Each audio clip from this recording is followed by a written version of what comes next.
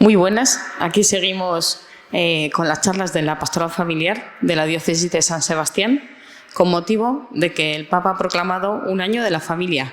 Tenemos con nosotros a Imanol Prieto, sacerdote de la Diócesis de San Sebastián y párroco de Ordicia y otras 6 parroquias. Hoy tenemos el tema acompañamiento espiritual en la familia. Tenemos ahora un ratito con él y después un rato de diálogo y de preguntas. Así que muchas gracias y espero que os guste.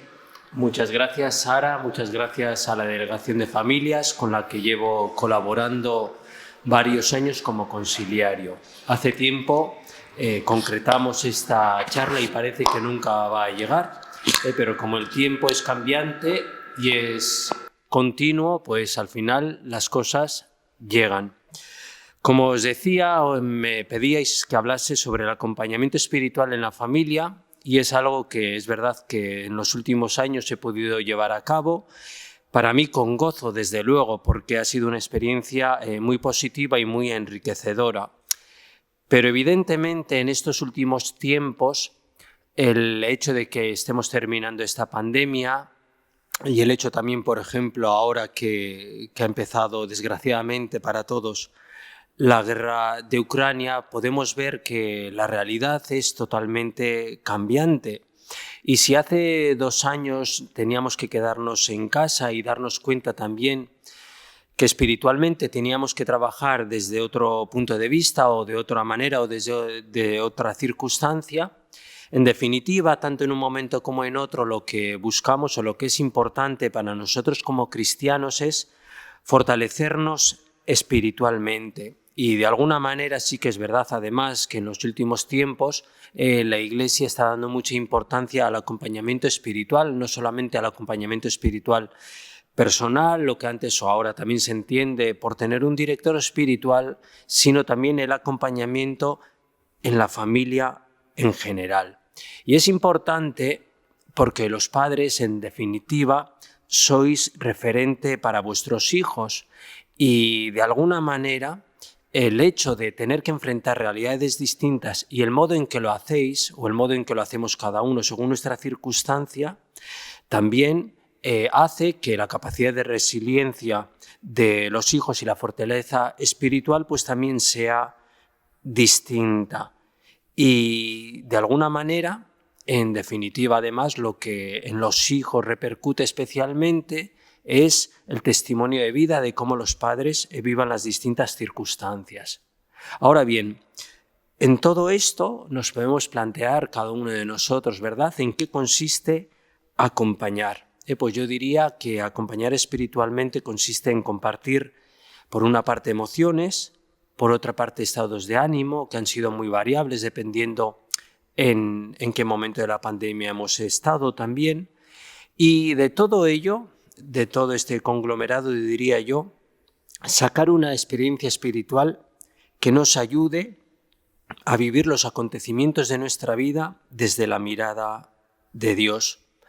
Por eso es importante en este acompañamiento espiritual que cualquier sacerdote o cualquier persona capacitada pueda llevar a cabo, dar el lugar que le corresponde a cada miembro de la familia. Por otra parte, también el acompañamiento espiritual puede buscar prever los distintos problemas que pueda tener o que le puedan surgir a cualquier miembro de la familia y, de alguna manera, buscar en todo eso, en esa circunstancia, una comunicación asertiva, en que de alguna manera también se empatice con el que ayuda espiritualmente y también entre los miembros de la familia. Por eso yo diría que para que se dé una comunicación asertiva, por una parte, en el acompañamiento a cualquier miembro de la familia es muy importante la escucha activa, es decir, tenemos que estar atentos con nuestros oídos, con nuestra mente, con nuestro corazón, y no podemos estar en el acompañamiento espiritual o en cualquier circunstancia especial, pues que alguien nos esté contando algo interior que a él le hace sufrir, ante lo cual es vulnerable, y estar, por ejemplo, mirando el móvil. Tiene que ser una escucha en que la otra persona se dé cuenta que realmente lo que él te está contando te interesa, porque para esa persona es importante. Por otra parte, también diría yo que en ese acompañamiento tiene que haber un diálogo claro y sencillo. En una familia hay miembros de distintas edades y la conversación o el acompañamiento que se tiene con un niño de 5 años, con un adolescente de 15 o con sus padres también es distinto, porque los problemas también son distintos y la capacidad comprensiva según la edad es distinta también. Y como no, en el acompañamiento espiritual también se tienen que dar muestras de cariño, a veces verbal y otras veces no verbal, un gesto, un abrazo, y diría yo que a veces también con una mirada se dice mucho más que muchas palabras, ¿no? Y yo diría que todo esto se tiene que dar también con las herramientas que la misma Iglesia nos brinda, que son pues la misa, la oración, los sacramentos, etcétera, etcétera. Y todo esto uno puede decir, ¿y por qué? Porque la familia para nosotros es un tesoro como cristianos, como católicos, y porque es una escuela de valores, la misma familia. En la familia se nos ama de una manera gratuita, por el hecho de pertenecer a ella. Y nos sentimos queridos todos en nuestra familia por lo que somos y no por lo que producimos, como suele pasar en otras instituciones de la sociedad. Es una institución natural en la que no solamente además recibimos la vida biológica, sino que también recibimos los valores de la misma vida, y por eso podríamos decir y podríamos definir la familia como una escuela de valores, entre otras cosas porque la familia es el ámbito donde nos sentimos libres, donde nos mostramos tal y como somos, nos mostramos sin caretas, es el lugar también donde nos acogen, incluso también cuando otras personas nos dan la espalda. Con esto de la acogida y de que somos acogidos en la familia, no quiero decir tampoco que todo valga en la familia, que nos tengamos que mover por el libre albedrío, sino que en la familia nuestros padres, al fin y al cabo, lo que hacen es compartir la autoridad con Dios, basándonos, como no, que para los cristianos Cristo es nuestro modelo de santidad y de perfección. Así nos lo recuerda el Concilio Vaticano II cuando nos habla de la vocación a la santidad de todo cristiano y nos dice que la santidad es la gracia y la meta de todo creyente, como nos lo recuerda el libro del Levítico en el capítulo 19. Nos dice así: sed santos, porque yo, el Señor vuestro Dios, soy santo. Y no solamente nos dice eso, sino que además nos muestra el camino que tenemos que seguir para lograr ser santos. Y nos dice así el Levítico: no odiarás a tu prójimo, corregirás a los de tu casa para que no te haga responsable de sus pecados. No te vengarás ni guardarás rencor, sino que amarás a tu prójimo como te amas a ti mismo. Por lo tanto, el Levítico, resumiendo lo que nos está diciendo, es que Dios, siendo santo, espera que nosotros también nos esforcemos por ser santos. Y que si Dios es amor, y así lo vivimos en nuestra vida, en nuestras relaciones, no puede haber odio, y mucho menos en nuestra familia, y muchas veces no es así. De ahí también la importancia del acompañamiento espiritual. Pero a su vez, además también nos dice que corregir al prójimo, que tantos nos cuesta a veces, es una demostración de caridad para no hacernos responsables de las faltas de los otros. Y claro, esta muchas veces no es fácil porque a todos nos cuesta corregir a las personas que queremos y no nos es agradable porque la respuesta que obtenemos pues muchas veces tampoco es la que nosotros desearíamos. Por lo tanto, uno ha de pensar, ¿no?, en esa circunstancia, que si yo me amo a mí mismo, también tengo que amar al que tengo al lado de la misma manera, que es en definitiva lo que nos recuerda la regla de oro. Tratad a los demás como deseáis que ellos os traten a vosotros. Y esto, de alguna manera, esta frase de la Escritura de Lucas es un termómetro para saber cómo es nuestro trato con los que nos rodean, con nuestros familiares especialmente. Hablamos a los que nos rodean, y esto también es lo que busca el acompañamiento espiritual, que nos lo preguntemos, ¿no?, de vez en cuando. Hablamos a los demás, a los que nos rodean, como deseamos que los demás nos hablen a nosotros. Hacemos favores en nuestra casa con generosidad y la alegría con que a nosotros nos gustaría que nos los hiciesen. Somos afables, respetuosos, atentos, colaboramos en casa, somos serviciales, somos caritativos, o a veces tenemos muy buena cara en la calle y para casa guardamos lo peor. Esto es importante que nos lo planteemos, ¿no? ¿Cómo es nuestra relación con las personas fuera de casa y cuando entramos? Y de puertas para adentro, cada uno sabemos las cosas que pasan. Por eso, en ese acompañamiento espiritual y en esas dificultades que puedan surgir, se nos recuerda que nuestro modelo es Cristo, que es santo y que amó a su iglesia como esposa y se entregó a sí mismo por ella para santificarla. Por eso, el mismo San Pablo nos recuerda que el respeto siempre en la familia ha de ser mutuo, no por diplomacia de puertas para afuera, sino movidos por la fe. Porque la fe nos recuerda que el trato que nosotros damos a los demás se lo estamos dando a Cristo. Este es el plus que nosotros como católicos tenemos. Así nos lo recuerda Mateo en el capítulo 25.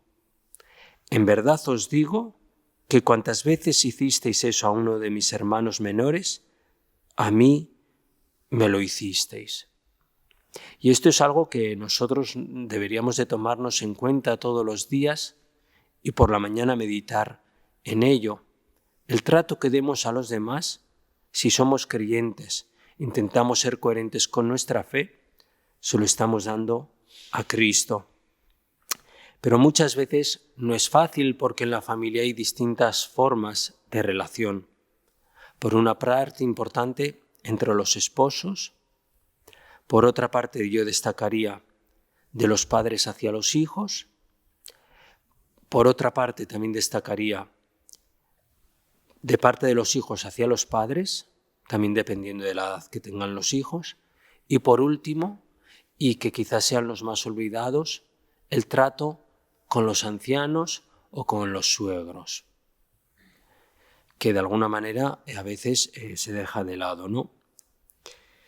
Entonces, entre los esposos, por ser una relación que va cambiando, no es lo mismo un matrimonio con hijos que sin hijos, no es lo mismo tener hijos pequeños que tener hijos adolescentes.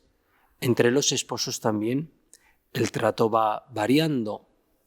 Y lo que en un principio agradaba, en otros momentos uno se da cuenta en el acompañamiento espiritual que no es así. Y entonces ahí el acompañamiento espiritual, diría yo, siempre desde la escucha, de alguna manera tiene que intentar resaltar o hacer darse cuenta a la persona o reflexionar sobre las cualidades de su cónyuge, que a veces no es fácil. Y sobre todo, destacarlas delante de los hijos, porque a veces se hacen comentarios que hacen mucho daño al matrimonio y yo diría también que a los hijos, porque a veces se da una perspectiva, diría yo, deformada. Por eso es importante que cuando los padres o los esposos pidan un acompañamiento espiritual, se les invite a disculpar los defectos del otro, del esposo o de la esposa, y como os digo, a no resaltarlos delante de los hijos. Y eso que nos parece teóricamente sencillo, muchas veces no lo es, porque a veces prevalece lo negativo. Entre otras cosas porque cada uno además, cuando ya los esposos se conocen y conviven, ya traen una mochila, traen sus heridas. Por eso yo, por lo menos en el acompañamiento espiritual, aconsejo que si en algún tema no se puede hablar bien del esposo o de la esposa, por lo menos callar. Así nos lo dicen, nos lo aconsejan los santos, que también son luces para nosotros, ya que de alguna manera iluminan nuestra vida cristiana. Y los santos nos dicen que de los demás o hablar bien o no hablar. Y si no se puede hablar bien, entonces callar por completo. Porque si no, ya la relación de alguna manera se vicia, entra la frialdad y nuestras relaciones familiares también cambian totalmente. Y San Juan Bosco concretamente va más allá y dice, ¿no?, que además de no hablar mal, no hay que contentarse con amar a los demás, sino que es necesario demostrarles externamente que realmente sí les amamos. Por lo tanto, en definitiva, los santos también nos están diciendo y nos están recordando que el amor, sea cual sea, se tiene que cultivar, si no, se muere. Y diría yo que el amor se cultiva sobre todo con la negación de uno mismo y con pequeñas demostraciones de afecto y de entrega.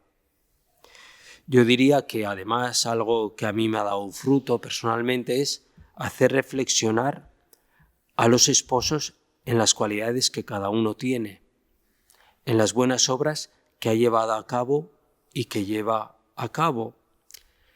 Sin embargo, como os digo, muchas veces no es fácil porque traemos nuestras heridas y se sacan a relucir los defectos de la otra persona. Y quizá además en un ambiente no propicio, entre amigos, de tal manera pues que ya el problema se enquista, se hace más grande, porque la otra persona se siente juzgada y, sin embargo, cuando los esposos se casan, dicen en lo bueno y en lo malo, en la salud y en la enfermedad. Entonces lo esencial y la muestra de amor de los esposos en una situación concreta y en una situación, diría yo, correcta, sería destacar las virtudes y las cualidades de la otra persona. Y no solamente eso, de decir lo positivo, sino de decírselo al cónyuge, aunque cueste, porque, claro, cuando se ama, pues lo que ante la otra persona uno es vulnerable y lo que le puede decir, pues evidentemente le hace más daño que si se lo dice otra persona. Pero evidentemente el que uno esté casado no quiere decir que sea perfecto, sino que convive con la otra persona y debe de vivir para agradarle a la otra persona y cada día amarle más. Por eso, como os digo, yo diría que aquí el acompañante espiritual juega un papel importante en que la persona no se obceque simplemente por los problemas que tiene, que puede tener muchos problemas y estar viviendo como si solo girasen en torno a él, sino que el problema de un cónyuge es problema del otro y viceversa. Porque así se logra, diría yo, que el amor aumente. Y por ello yo destacaría que es importante también que el matrimonio tenga momentos de intimidad en el sentido amplio. Que a veces cuando llegan los hijos es difícil porque a veces con tal de no afrontar ciertos problemas que surgen en el matrimonio, los esposos se escudan en los hijos, en el trabajo que tienen, en el trabajo que dan, en que el otro no se implica, en que el otro Luego, sobre todo los padres de nuestra generación, pienso yo creo que ahora también eso es distinto o va cambiando, pero algún padre se implica más en los hijos que el otro y entonces el otro cónyuge, a veces, aunque parezca algo que no pueda surgir, se dan celos, etcétera, etcétera. Y por eso es importante que los esposos tengan ese momento de intimidad para ellos, dejando al margen, diría yo, en ese momento, a los hijos, a los padres, a los suegros. Porque también la relación con los suegros, pues muchas veces no es fácil. En la Escritura, que es sabia, en Efesios 5 nos dice que el esposo dejará a su padre y a su madre y será con su esposa. Esto no quiere decir que haya que respetar a los suegros, no. Hay que quererles, hay que tenerles mucho cariño, hay que tenerles gratitud, pero no dejar que se metan en el núcleo familiar, entre otras cosas porque ya hay un salto generacional entre abuelos o suegros, hijos y nietos, y evidentemente ese salto generacional hace que la percepción de la realidad también sea distinta, porque a cada uno le pilla un momento vital distinto. De ahí lo importante, diría yo, entre los esposos de destacar las cualidades el uno del otro y esos momentos de intimidad en que ellos también se dediquen ese tiempo. Como os decía, evidentemente cuando llegan los hijos ya también todo cambia totalmente, la relación entre los esposos cambia. Y yo sé que esto es muy sabido y que es un refrán muy sabido, pero ¿cuántas veces no hemos oído aquello de yo a mi marido o a mi mujer me lo encontré en la calle y mis hijos son parte de mí?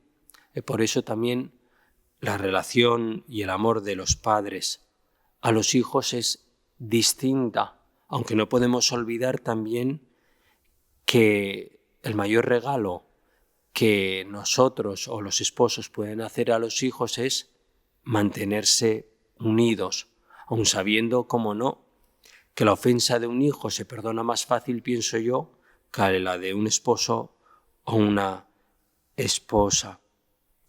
Ahora bien, en ese camino, como os decía al principio, los padres sois referente y Cristo es referente para todos, para los esposos y para los hijos. Y el Señor nos dice algo muy importante en Mateo en el capítulo 5. Sed perfectos como vuestro Padre es perfecto, pero no en el sentido meramente humano, porque en griego para decir perfecto se usa la palabra teleios, que significa alcanzar la meta. Y esto quiere decir que el ser humano es perfecto si alcanza, si realiza el plan de Dios. El plan de Dios en su vida. No se trata de lograr la perfección total de Dios, porque eso para nosotros como criaturas es imposible, pero cuando el Señor nos dice sed perfectos como mi Padre es perfecto, quiere decir que, por ejemplo, cuando un niño hace una tarea de la manera lo más perfecta y proporcional según sus capacidades infantiles, le decimos perfecto.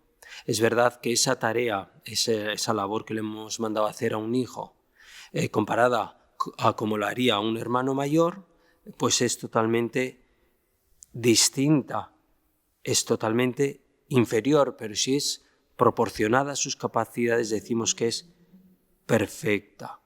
Por eso, cuando nosotros decimos o queremos ser perfectos, estamos diciendo que le estamos de alguna manera motivando a la persona como acompañantes a que tiene que hacer las cosas lo mejor que pueda, y lo mejor que pueda sobre todo es hacerlas con todo el amor que pueda.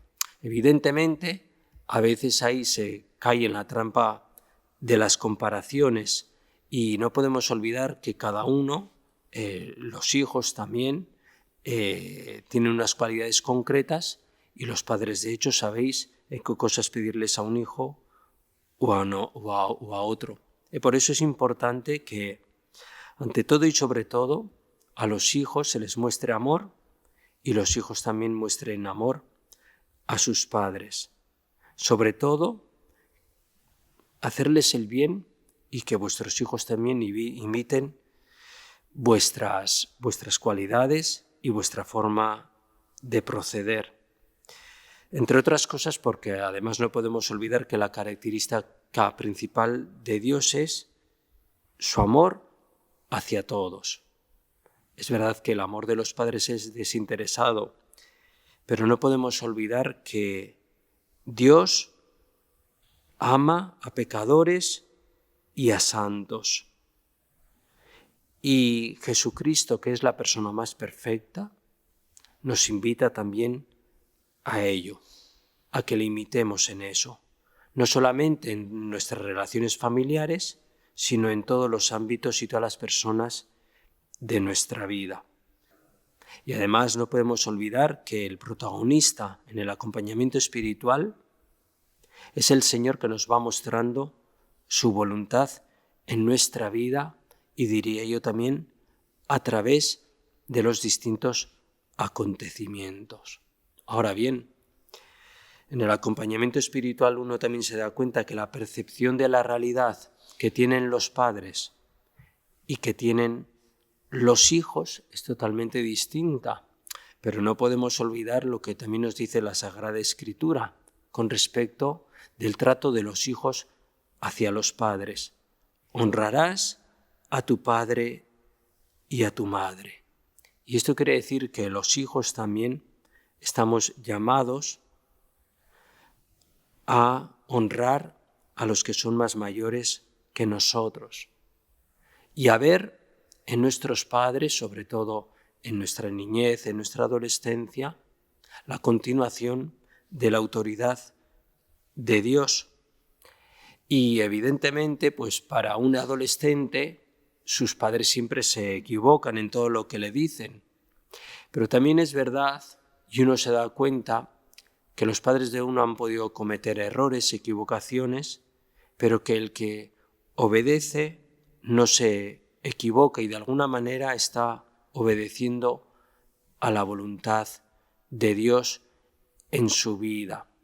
Y es verdad que nuestros padres, como os digo, se han podido equivocar y se equivocarán.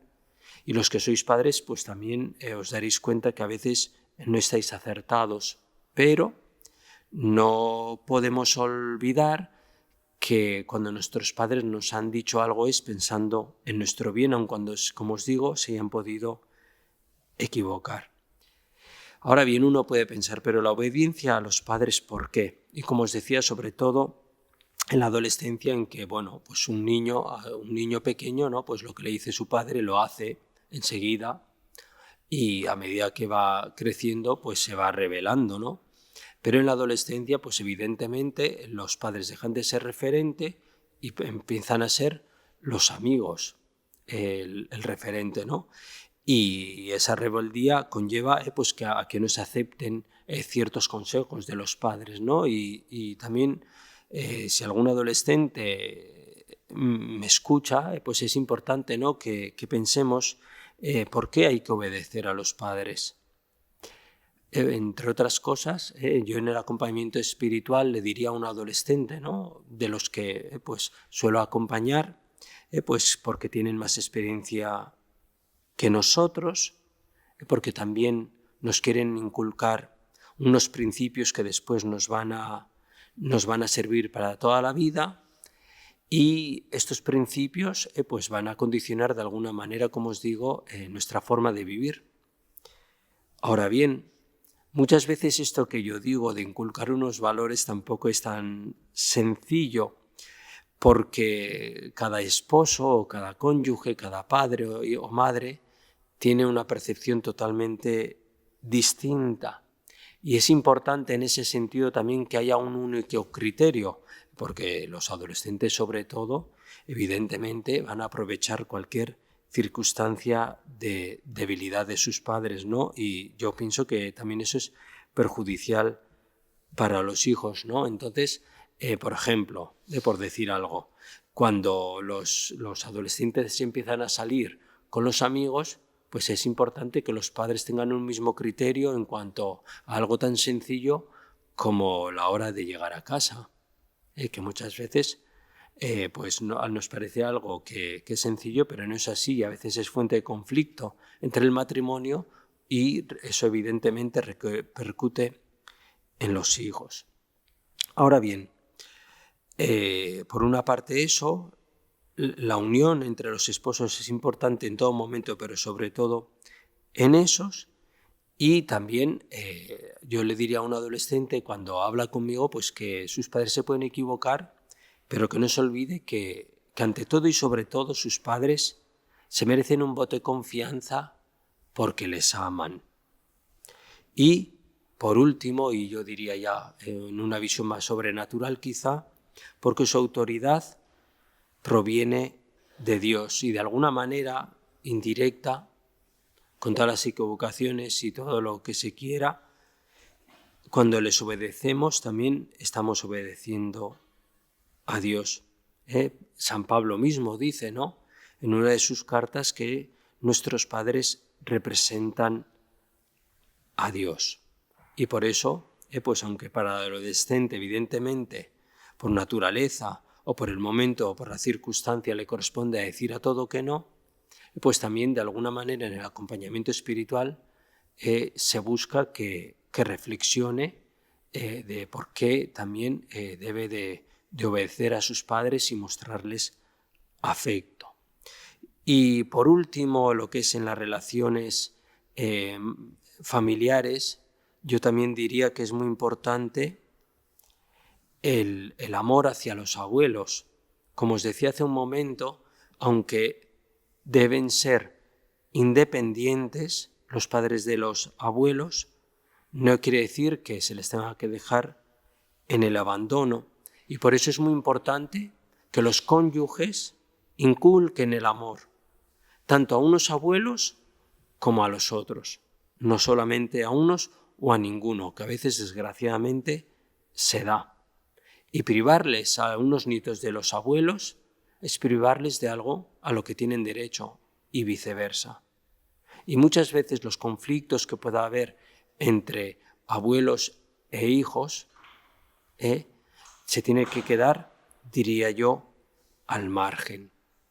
Hay que inculcarles ese amor a los nietos, que a veces, muchas veces no es fácil, porque a veces las visitas de los nietos al abuelo no son fáciles por la distancia o porque también están en una circunstancia en que, pues por el trabajo o por cualquier circunstancia, tienen que estar en una residencia. Ahora bien, el que los abuelos vayan a una residencia no quiere decir que se les tenga que echar en el abandono. Hay que, de alguna manera, también, como no, inculcar a los nietos que vayan a visitar a los abuelos lo más frecuentemente posible. Porque si no, de alguna manera también estaremos, diría yo, fallando. Ahora bien, estas son las relaciones que más o menos destacaría yo en las personas que me ha tocado acompañar, pero también evidentemente hay unas dificultades a la hora de vivir todo esto, que puede sonar muy ideal. Por una parte, en los hogares, y que por eso también hace falta el acompañamiento espiritual, es el mal carácter en nuestras casas, ¿no? En nuestras casas a veces somos muy agrios, muy amargos, mientras que en la calle somos los más simpáticos del mundo. En euskera dice el refrán, kalean uso eta etxean ocho. En la calle como palomas y en casa como lobos. Y muchas veces es así. Por otra parte, en la armonía familiar, otra dificultad es la ausencia de casa, a veces justificada por el trabajo, pero otras veces esa ausencia por el trabajo viene de alguna manera provocada porque se prefiere estar en el trabajo y no atendiendo a los hijos o en las tareas de casa, porque en casa a uno no se le reconocen las cosas, quizá como se le reconozcan en el trabajo. Y esto que nos puede parecer contradictorio a veces se da, que uno habla con los padres y dice, pues podría venir antes a casa, pero no lo hago porque llegar a casa consiste en no parar de trabajar, en tener que estar peleando con los hijos para que hagan esto, para que hagan lo otro, y eso es poco gratificante. Por otra parte, algo también diría yo que dificulta la convivencia es la falta de comunicación, porque por una parte el ritmo de vida que se lleva, pues a veces propicia que cada uno vaya haciendo lo que pueda, pero no comparte sus preocupaciones con el que está al lado y tampoco sus ilusiones, porque erróneamente piensa que no le pueden interesar, porque igual cuando uno llega a casa, ¿no? Pues la otra persona está cansada, se le dice algo con ilusión y parece que no ha tenido la atención que él esperaba. Y eso a veces hace también pues que las relaciones se enfríen. Y es muy importante, aunque uno esté cansado, negarse a sí mismo y poner atención, pero por otra parte también el tener paciencia con el que está cansado.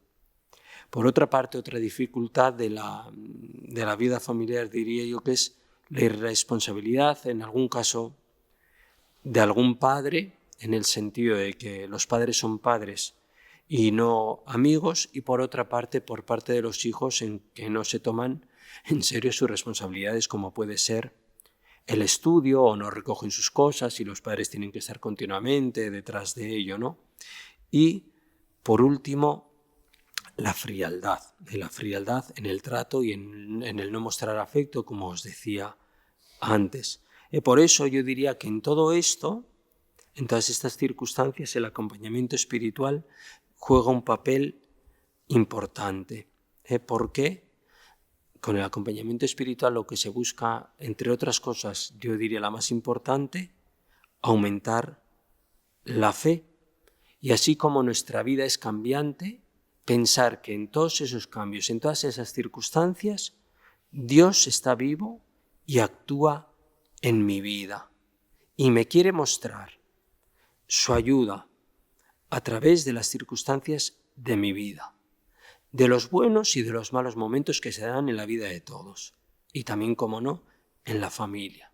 Y nos pide, ante todo y sobre todo, algo muy importante, y es una actitud de salir de nosotros mismos, mirar a nuestros problemas desde la mirada de Dios, no solo desde nosotros mismos, y así afrontarlos con confianza.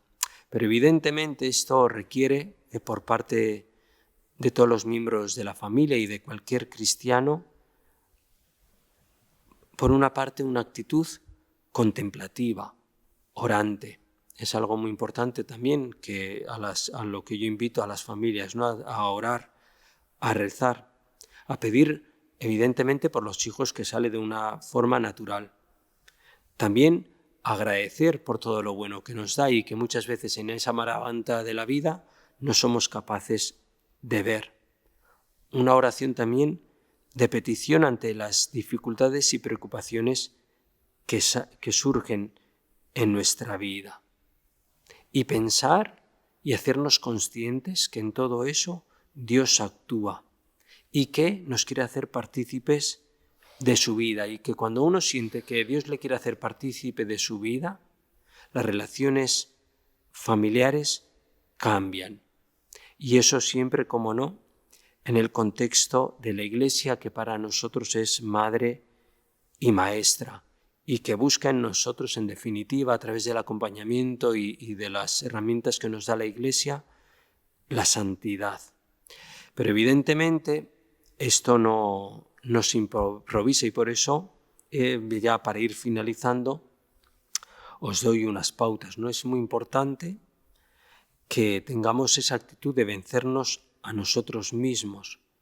Y claro, evidentemente en el acompañamiento espiritual, pues a veces te toca decir, pues hombre, tú no te puedes mover por las ganas o por las apetencias en tu vida.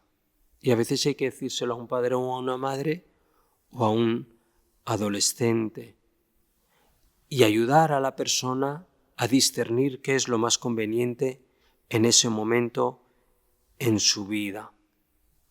Y eso quiere decir muchas veces renunciar a ciertas cosas. Por ejemplo, algo muy evidente, que uno de los cónyuges juegue al pádel es algo malo, o ir a misa todos los días es algo malo en sí. No, pero si se va al pádel o a misa todos los días y deja al otro cónyuge con 7 hijos en casa, o con 2 o con 4, y él se despreocupa, pues uno tiene que plantearse también si es voluntad de Dios en ese momento de su vida en que están todos en casa, si es voluntad de Dios que vaya a misa en ese momento. Igual puede ir en otro momento, o hay momentos en la vida en que los días de labor pues no puede ir a misa. Y en definitiva también en el acompañamiento espiritual se disciernen estas situaciones, o es lo que por lo menos se busca, ¿no? Teniendo en cuenta también que luego se supone que los hijos, el Señor, se supone, ¿no? El Señor les da una vocación que tienen que discernir, y es importante por eso que los padres y todos estemos edificados en Cristo, como nos dice San Pablo en Efesios, edificados sobre el fundamento de los apóstoles y de los profetas, teniendo como piedra angular al mismo Jesucristo, para ser templo santo en el Señor. Y por tanto, la finalidad, en definitiva, del acompañamiento espiritual es una unión más íntima con Cristo, diría una unión mística, porque los hijos, los primos, los padres participan del misterio de Cristo mediante los sacramentos. Y en todo eso buscar la voluntad de Dios, ayudar a discernir a las personas. ¿Esto me ayuda a acercarme a Dios o me aleja de Dios? Porque lo que me acerca a Dios me aleja a mi familia, y lo que me aleja de Dios me aleja de mi familia. Y esto es muy importante porque a veces algo que nos parece tan sencillo no lo es. Y yo me atrevería a decir, además, como experiencia personal, que a mí me ha ayudado mucho visitar a las familias, y la fórmula que yo concretamente me ha parecido acertada es, primero, pues ir a la casa de la familia,